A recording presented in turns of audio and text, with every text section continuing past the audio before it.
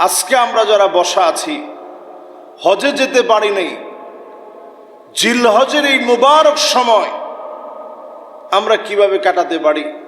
যারা চাঁদ দেখার পর থেকে নিয়ত করেছি আমাদের জীবনটা পরিবর্তন করব, অধিক পরিমাণে জিকির আজকার করা। বলেন কি করা? যেই জিকির আপনি জানেন, আপনি একান্তে একাগ্র চিত্তে আপনি জিকির আজকার করেন, যা মুখস্থ আছে সেগুলো আপনি পড়েন।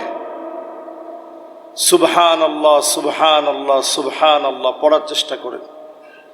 আলহামদুলিল্লাহ আলহামদুলিল্লাহ আলহামদুলিল্লাহ, আল্লাহু আকবার আল্লাহু আকবার, লা ইলাহা ইল্লাল্লাহ বেশি বেশি পড়ার চেষ্টা করেন। 3 নম্বরে, এই সময়টাতে একদিকে তাহলিল, তাহলিল মানে হচ্ছে লা ইলাহা ইল্লাল্লাহ বেশি বেশি পড়া। এতে করে ঈমানটা নতুন নবায়ন হয়ে যাবে। আমার যে গুনাহগুলো হয়ে গেছে বিগত দিনের, এই গুনাহগুলো মোছার জন্য আল্লাহ তাআলা আরেকটা সুযোগ দিলেন। ওয়াল ফাজরি ওয়া লায়ালিন আশর, এই সময়টা আল্লাহর কাছে এত বেশি দামি, আল্লাহ এই সময়ের ব্যাপারে কসম করলেন। এই সময়টা আল্লাহর কাছে এত দামি। আমি আপনি কসম করি ঠুনকো সাধারণ বিষয় নিয়ে, অনেক সময় আমরা মাথায় ধরে কসম করি, অনেক সময় আমরা বিভিন্ন পীরের নামে কসম করি, নানা রকমে আমরা কসম করি। একমাত্র আল্লাহর নাম ছাড়া অন্য কোনো নামে কসম করা জায়েজ নেই। শুধু আল্লাহর কসম করে বলছি, শুধু আল্লাহর নামে কসম করতে পারবেন। এখন আল্লাহ রাব্বুল আলামিন কসম করবেন কোন জিনিস নিয়ে? আল্লাহর চাইতে বড় তো কেউ নেই। এইরকম গুরুত্বপূর্ণ দামি বিষয় নিয়ে আল্লাহ কসম করেন, যেটার দাম এমনি বেশি। আল্লাহ রাব্বুল আলামিনের গুরুত্ব আরো বেশি বুঝায় দেন। এইরকম আল্লাহ রাব্বুল আলামিন এই দশকটাকে গুরুত্বপূর্ণ করেছেন। এই 10 দিনকে, এই জিলহজের এই মুবারক 10 দিনে তাহলিল বেশি বেশি লা ইলাহা ইল্লাল্লাহ পড়েন। যত বেশি পড়বেন ঈমান নতুন হবে, নবায়ন হবে। আরবে যারা গেছেন দেখবেন একটু ক্লান্ত হয়ে গেছে, এই ক্লান্তি দূর করার জন্য তারা বলে উঠে লা ইলাহা ইল্লাল্লাহ, লা ইলাহা ইল্লাল্লাহ পড়ার চেষ্টা করে। এই সময়টাতে তাকবীর, আল্লাহু আকবার আল্লাহু আকবার আল্লাহু আকবার আল্লাহু আকবার আল্লাহু আকবার, এটার নাম তাকবীর। তাহমিদ মানে অধিক পরিমাণে এই সময় আল্লাহর প্রশংসা আদায় করেন। আলহামদুলিল্লাহ আলহামদুলিল্লাহ আলহামদুলিল্লাহ আলহামদুলিল্লাহ আলহামদুলিল্লাহ পড়ার চেষ্টা করেন। সব কেমন? আল্লাহর জান্নাতের ভিতরে প্রথম কাতারের জন্য আল্লাহ তাআলা কিছু মানুষকে নির্বাচন করবেন, দাঁড় করাবেন প্রথম কাতারে। সে মানুষগুলা কারা হবে? আউয়ালু মান ইউদআ ইলাল জান্নাল হামিদুন, দুনিয়ার জীবনে যারা মালিকের প্রশংসা করেছে তাদেরকে যিনি ডেকে ডেকে জান্নাতের প্রথম কাতারে দাঁড় করায় দিবেন তিনি কে? আল্লাহর প্রশংসা আদায় করেন। আল্লাহর জান্নাতের ভিতরে 120টা কাতার হবে। সেই 120 কাতারের ভিতরে প্রথম কাতারটা পাবে আল্লাহর যারা প্রশংসা আদায় করছে। কোন সময়? ফিস সাররাই ওয়াদ দাররা, সুখ আর দুঃখে, কষ্টে আর আনন্দে যারা প্রশংসা আদায় করত, আল্লাহ এদেরকে জান্নাতের প্রথম কাতারের জন্য আল্লাহ কবুল করে নেবেন। সুবহানাল্লাহ। এই ছোট্ট আমলটা আমরা করতে পারি মুবারক সময়ে। 4 নম্বর, এই মুবারক সময়ে দান সদকা করবেন। যতটুকুন পারেন দান সদকা করার চেষ্টা করবেন। 5 নম্বর, এই মুবারক সময়টাতে যাদের সামর্থ্য আছে, যাদের উপরে কোরবানি ওয়াজিব, তারা কোরবানি দিবেন। 6 নম্বরে, যাদের উপরে সামর্থ্য থাকার কারণে কোরবানি ওয়াজিব হয়েছে, খুব বেশি টাকা থাকা লাগে না। বর্তমান রূপার বাজার দর অনুসারে 90,500 টাকা। এই টাকা যদি আপনার হাতে 10, 11 এবং 12 তারিখ আপনার হাতে যদি এই পরিমাণ টাকা থাকে, কোরবানি আপনার জন্য আবশ্যক হয়ে যাবে, আপনাকে কোরবানি দিতে হবে। তো আমাদের সমাজে যারা একটু সামর্থ্যবান আছেন, অধিকাংশ লোকেরই কোরবানিটা ওয়াজিব হয়।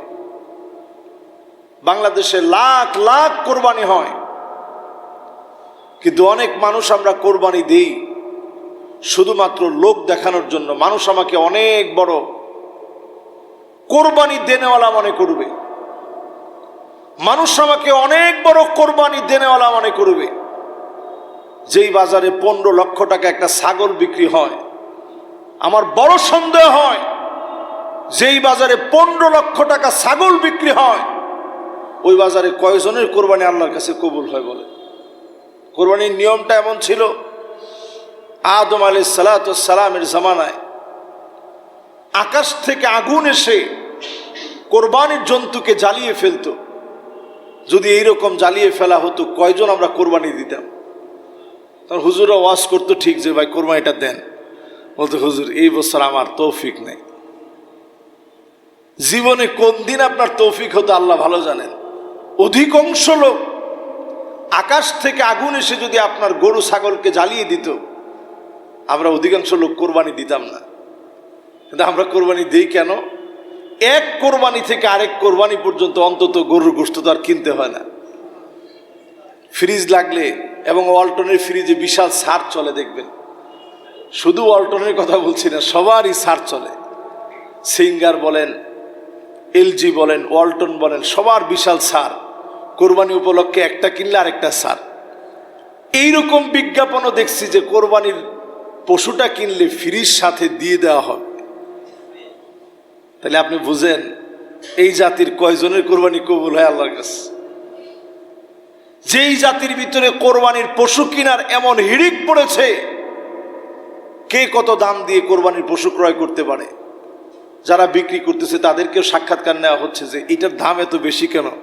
এটা বংশীয় গরু তো, এই জন্য এটার দামটা বেশি। আমরা মোমেন, আমাদের ইমানের হালত কি চিন্তা করে? অথচ আমার রসুল সারাটা জীবন, আমার রসুল ছাগল কুরবানি দিছে। ছাগল কাবাসান,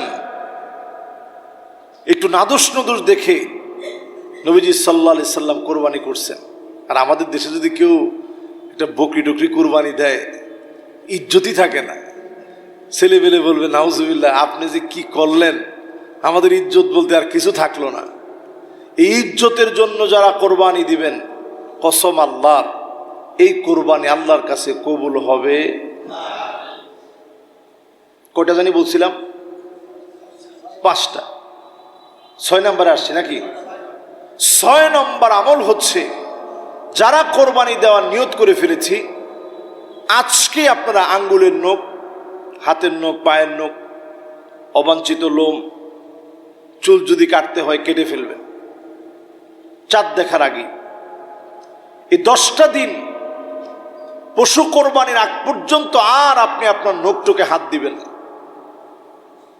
ইনশাআল্লাহ। 7 নম্বর আমল হচ্ছে, এই সময়টাতে আপনি রোজা রাখবেন। 9 জিলহজ পর্যন্ত পারলে পুরা রোজা রাখবেন। আইম্মায়ে কেরাম, ইমাম যারা রয়েছেন, ওনাদের মতে 9 দিন পুরা রোজা রাখাটা মুস্তাহাব। যদি পারেন পুরা সময়টাতে রোজা রাখবেন। যদি না পারেন, অন্তত যেন আরাফার দিবসের রোজা যেন আপনার কাছ থেকে ছুটে না যায়। আল্লাহর হাবিব ইরশাদ করেন, আইয়ুকাফিরা সানাতাল্লাতী ক্বাবলাহু ওয়াস সানাতাল্লাতী বা'দাহু। আগের 1 বছরের গুনাহ আর পরের 1 বছরের গুনাহ আল্লাহ রাব্বুল আলামিন একদিন রোজা রাখার বিনিময়ে আল্লাহ তাআলা মাফ করে দিবেন। সুবহানাল্লাহ। এই মুবারক আমল যেন আমাদের কাছ থেকে ছুটে না যায়। কয় নাম্বার গেল? 7 নম্বর।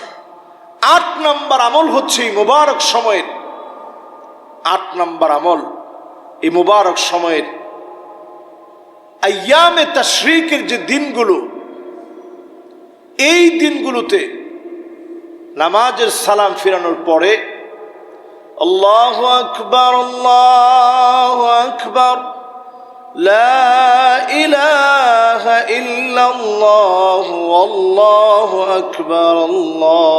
আকবার ওয়ালিল্লাহিল হামদ পড়বেন।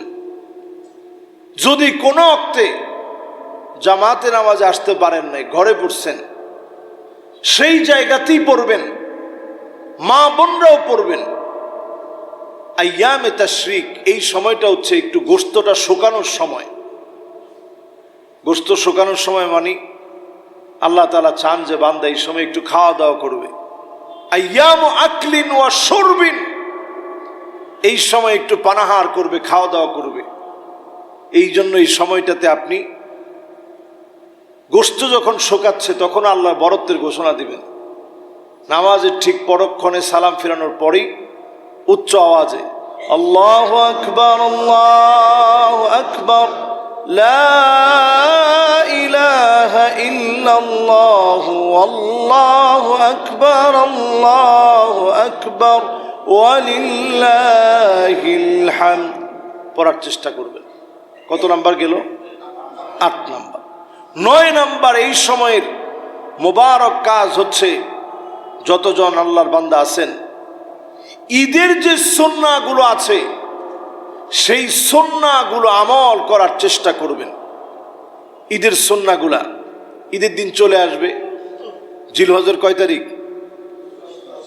10 জিলহজ। ঈদের সুন্নাহগুলো আমল করবেন যখন সুযোগ পাবেন।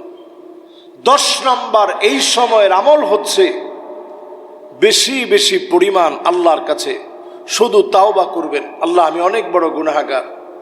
আল্লাহ, এই সময়টা যেহেতু আপনার কাছে দামি, সব সময় তো আল্লাহ আপনি মাফ করতে চান।